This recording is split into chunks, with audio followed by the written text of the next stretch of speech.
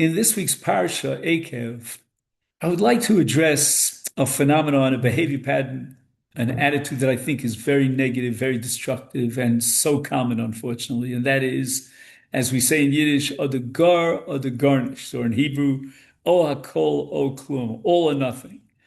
That attitude will surely prevent us from moving forward.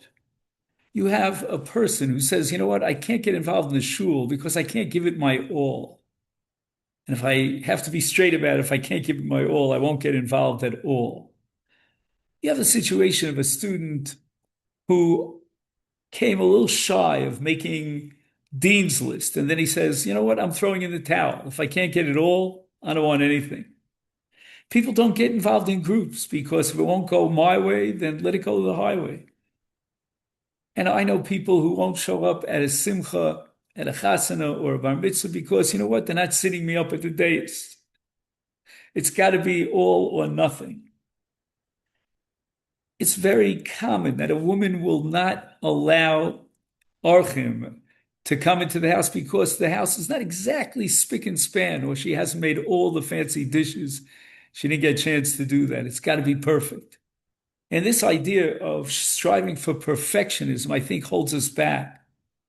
In Kiruv, we see this very often. A young man or a young woman will say, no, Rabbi, I can't come to Yiddishkeit. I can't observe the Shabbos. I'm not ready for that. And therefore, they drop out. But yet we know that there's a spark in every Jew.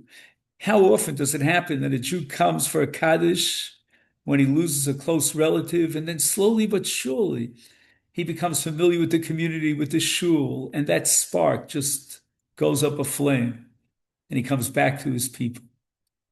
The Kohen Mashuach Milchama in this week's parsha opens up his address to the soldiers of Israel with the words Shema Yisrael. Rashi comments that even if we only have the recitation of Shema Yisrael, that's our only merit, God will protect us. He ratzon that we are able to fulfill this idea of climbing higher and higher with baby steps, reciting Kriyat Shema, taking upon ourselves a little bit more of a mitzvah of chesed beinon l'chavero, and Amir Hashem will perfect ourselves and reach higher and higher levels.